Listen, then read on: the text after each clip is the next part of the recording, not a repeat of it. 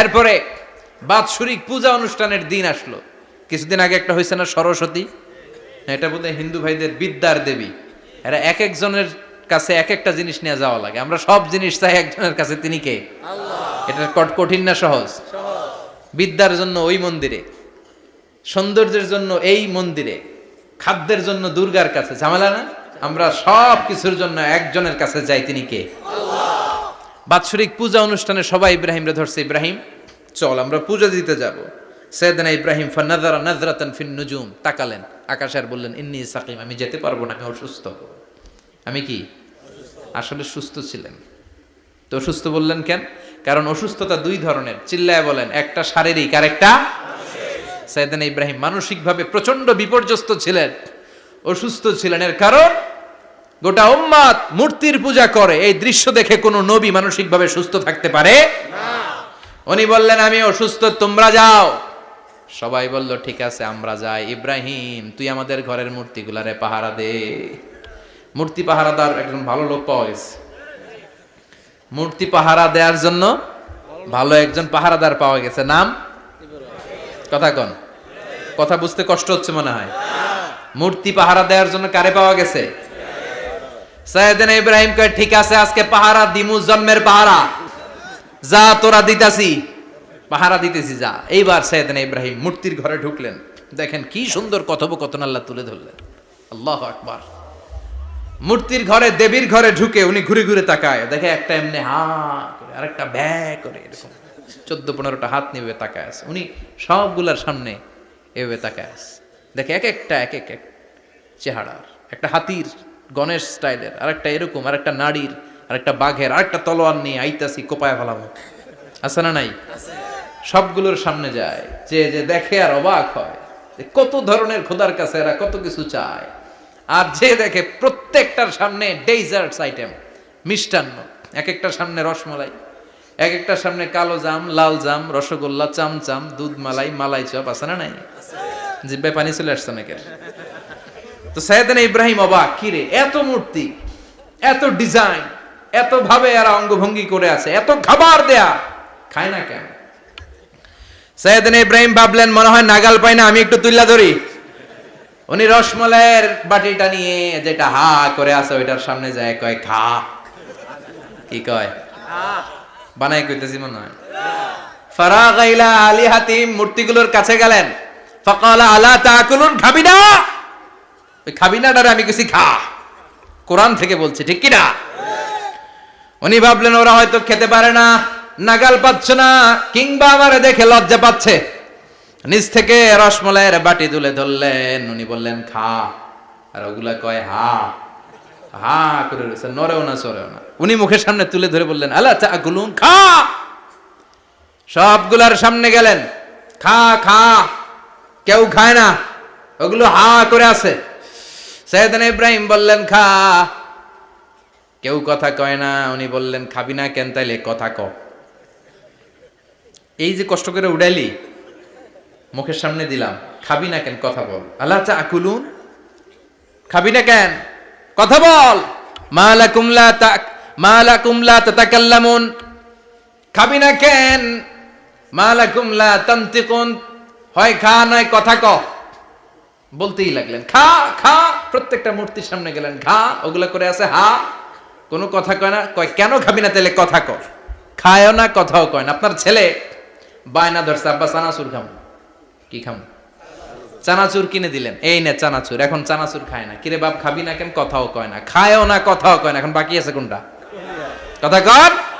ফারাগা আলাইহিম দারবাম বিল ইয়ামিন, ডান হাতে কোপানো শুরু করলেন। ইচ্ছা মতো ঘুষি কিল মারতে মারতে মূর্তিগুলার সাইজ। ফারাগা আলাইহিম দারবাম বিল ইয়ামিন, এক একটা নবীর হাতে জান্নাতি শক্তি দিয়েছে কে? আল্লাহ। খা নাইলে কথা ক। খায় না, কথাও কয় না, বাকি আছে। মায়ের মারতে শুরু করলেন। মারতে মারতে সব শেষ। তারপরে খুঁজে পেলেন একটা কুড়াল। কি পাইলেন? কুড়াল দিয়ে মারতে আরো সুবিধা। খালি এটারে এভাবে মারে, ওইভাবে মারে। মারতে মারতে যতগুলো মূর্তি ছিল সবগুলো মেরে বড় মূর্তিটার গায়ে মারতে যাবে, in the meantime stop, কয় না এটারে মারুম না। ফাজআলাহুম জুদাদান, সবগুলারে টুকরা টুকরা। ইল্লা কাবীর আল্লাহুম, বড়টা ছাড়া ওইটারে রেখে দিলেন। আর বুদ্ধি করে কুড়ালটারে বড়টার কান্দে ঝুলাইয়া দিলেন, বড় মূর্তিটার কাঁধের মধ্যে ঝুলাইয়া দিলেন। ঘটনাটা সুন্দর হয়েছে না? এখন কেমন যেন মনে হয় এটা কোপাইয়া দাঁড়া রয়েছে বাবার বেটার মতো। বড় পূজার শেষ, পূজার দিনক্ষণ শেষ। বিকেলবেলা পূজা মণ্ডপ থেকে সব এসে দেখে সর্বনাশ। পাহারাদার ইব্রাহিম কই, আনতা ফাআলতা হাযা বিআলিহাতিনা ইয়া ইব্রাহিম। ইব্রাহিম সর্বনাশ কে কইছে? তুই কইছত নি? কই আইনো বড়টাই কইছে, ওইটারে জিজ্ঞেস করো। বাল ফাআলাহু কাবীরুহুম হাযা ফাসআলুহুম ইন কানু ইয়ানতিকুন। কোরআন থেকে বলছি, আমি করি নাই। ওই দেখ কুড়ালটা কার কান্দে, বড়টার কান্দে, ওইটারে জিগা। সবাই কই খাইছে। সবাই বলে ইব্রাহিম তুমি কি জানো না এগুলো কথা বলে না? সাইয়েদনা ইব্রাহিম বলে যে এটা কথা কয় না ওইটার পূজা করস কেন? যেটা কথা বলে না, যেটা নিজেরাই নিজেদেরকে মায়ের থেকে বাঁচাতে পারে না, নিজেরাই নিজেদেরকে রক্ষা করতে পারে না, তোরে কিভাবে রক্ষা করবে? এগুলোর পূজা কেন করিস? ফাবুহিতাল্লাযী কাফার। কারো কোনো জবাব নাই, লা জবাব। সবাইকে ইব্রাহিম তুই বড্ড বেড়ে গিয়েছিস, তোরে নমরুদের কাছে নেওয়া হবে, রশি দিয়ে পেঁচিয়ে নমরুদের কাছে নেওয়া হলো। নমরুদের নাম শুনছেন? শোনেন নাই বোধহয়? শোনেন নাই? পৃথিবীতে 4 জন বাদশা ছিল যারা গোটা বিশ্বের বাদশা, গোটা বিশ্বের। 2 জন কাফের, 2 জন মুমিন। মুসলমানের একজন হচ্ছে যুলকারনাইন, আরেকজন হচ্ছে সাইয়েদনা সুলাইমান। কাফেরের একজন হচ্ছে বাখতানাসার, আরেকজন হচ্ছে নমরুদ। এই নমরুদের কাছে নিয়ে যাওয়া হলো রশি দিয়ে বেঁধে। এবার নমরুদের সাথে কি ডায়ালগ মারছে এটা তো আর কোরআনে নাই। কথা কম, এটাও আছে। নমরুদ বলে, ইব্রাহিম শুনলাম তুমি নাকি আমাদের খোদাগুলোরে মারছো, তুমি নাকি কোন আল্লাহর ইবাদত করো, তুমি নাকি কোন নতুন রবের তথ্য নিয়ে আমাদের বাবেল নগরীতে আগমন করেছো। আমি ছাড়া কোনো খোদা আছে বলে তো আমি শুনি নাই। এই বাবেল নগরীতে আমি ছাড়া কোনো খোদা আছে আজকে নতুন শুনলাম। কে তোমার খোদা? কি তার পাওয়া? এবার ডায়ালগ মারা শুরু করলেন সাইয়েদনা ইব্রাহিম। সাইয়েদনা ইব্রাহিম বললেন, রব্বি আল্লাযী ইউহয়ী ওয়া ইউমীত। আমার রব এমন রব যিনি জীবন দেয় আবার মরণও দেয়। জীবন দেয় কে? আল্লাহ। মরণ দেয় কে? আল্লাহ। নমরুদ বলে, তাই তোমার আল্লাহ জীবন দেয় মরণ দেয়? আনা উহয়ী ওয়া উমীত। এবার নমরুদ ডায়ালগ মারতেছে, খালি ডায়ালগ। আনা উহয়ী ওয়া উমীত, আমিও তো জীবন দেই, আমিও তো মরণ দেই। সাইয়েদনা ইব্রাহিম বললেন, তুমিও যদি আমার আল্লাহর মতো জীবন দাও মরণ দাও তাইলে দেখাও। নমরুদ জেলখানা থেকে 2 জন ফাঁসির আসামিকে ধরে আনলো। ধরে এনে একটা ধারালো ছুরি নিয়ে প্রথম আসামির পেটের ভিতরে ধা করে ছুরিটা ভরে দিয়েছে। ফিনকি দিয়ে রক্ত ছুটলো। লোকটা ছটফট ছটফট ছটফট করতে করতে দুনিয়া থেকে বিদায়। এবার পেট থেকে ছুরিটা বের করে দ্বিতীয় আসামির পেটের মধ্যে ঢুকাতে যাবে ধা করে। In the meantime stop, ঢুকায় নাই। পেটে ঢুকাইতে যে ঢুকায় নাই।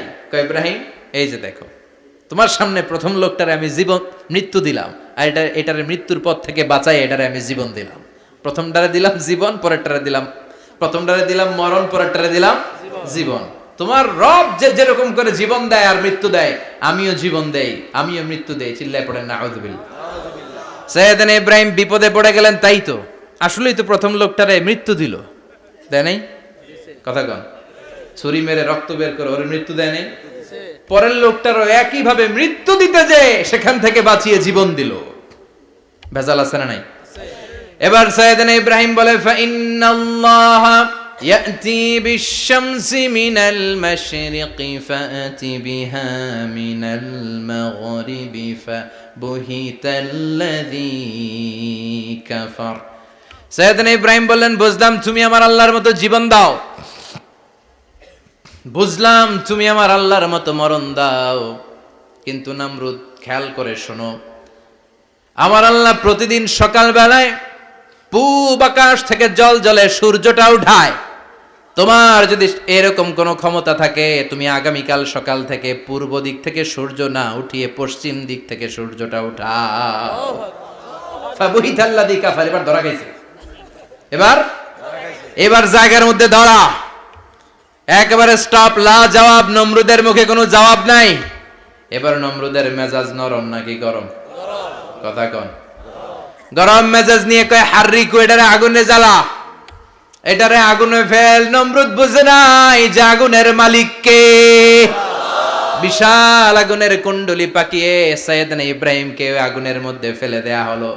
হাতের মধ্যে রশি, পায়ের মধ্যে রশি, সারা দেহের মধ্যে রশি পেঁচিয়ে আগুনের কুণ্ডলিতে ফেলে দেয়া হলো।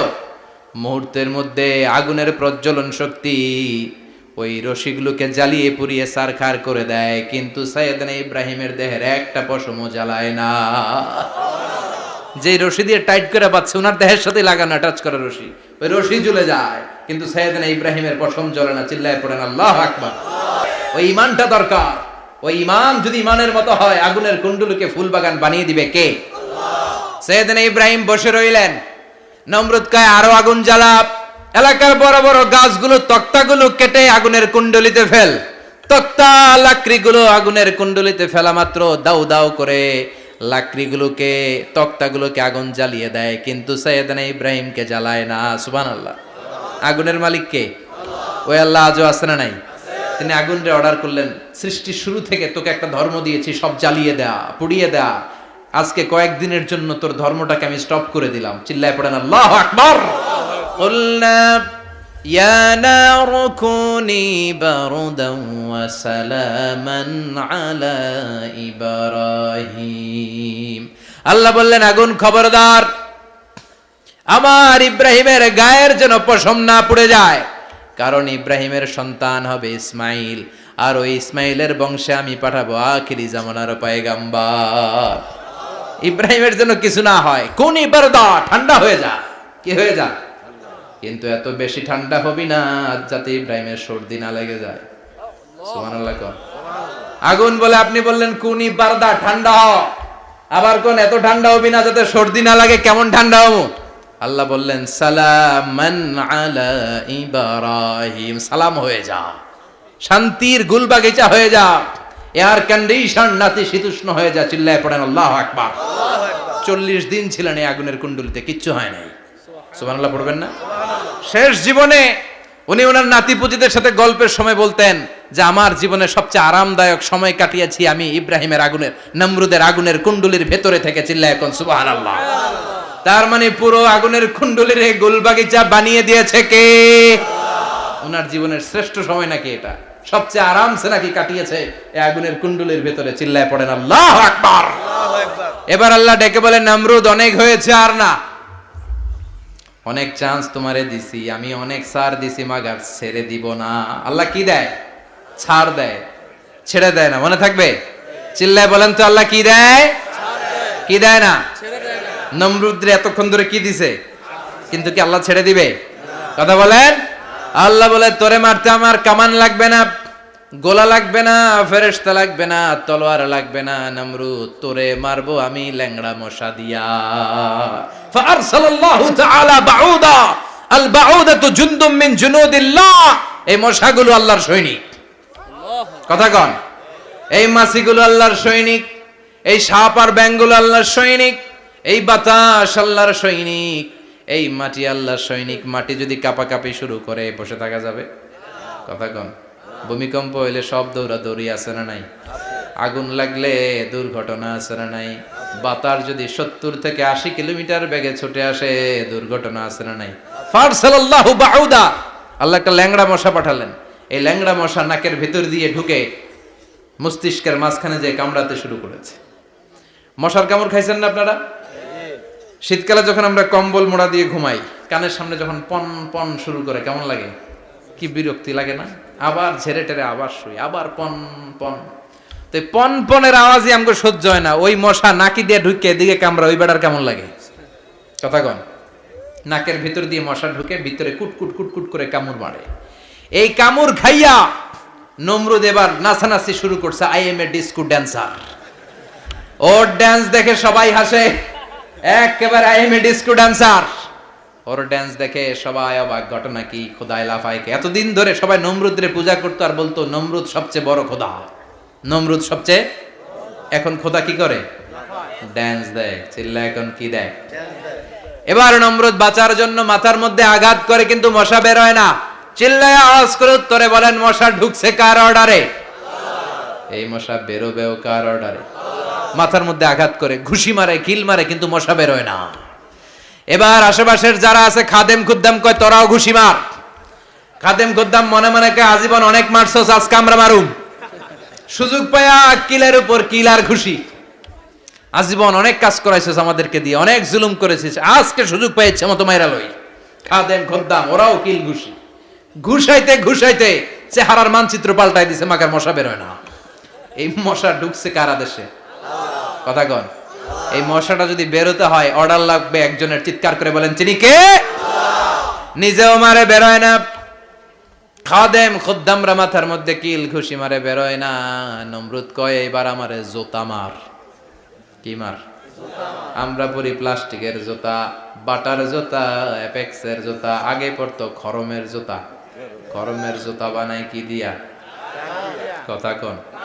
এবার কাঠের জুতা দিয়া খাদেম খুদ্দামরা মাথার মধ্যে বাড়ি, পিটাইতে পিটাইতে মাথাটাকে ফাটিয়ে রক্তাক্ত করে জামিনের মধ্যে নামরুদ্রে শুইয়ে দিয়েছে। আর আল্লাহর সৈনিক সেই বাউদা মশা নাকের ভেতর থেকে শূন্যে উড়াল মেরেছে। চিল্লায় পড়েন আল্লাহু আকবার।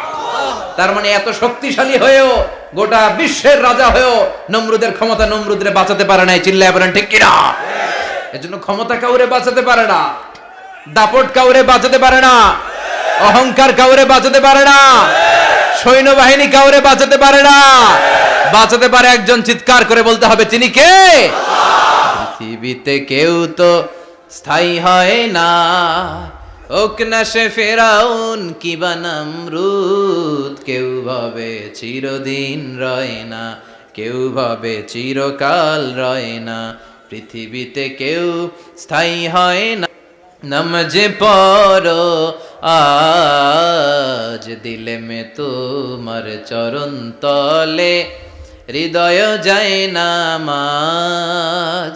হে নামাজি আমার ঘরে নামাজে পড়ো আজ দিলে মে তোমার চরণ তলে, হৃদয় যায় নামাজ। আল্লাহু আকবার পড়েন।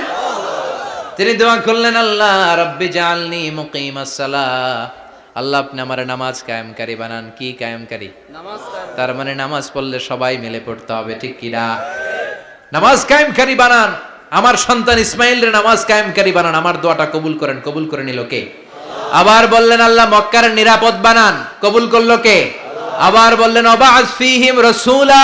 আল্লাহ এই শহরে একজন নবী পাঠান। কবুল করলো কে? যত দোয়া করছে সব কবুল করে নিল কে?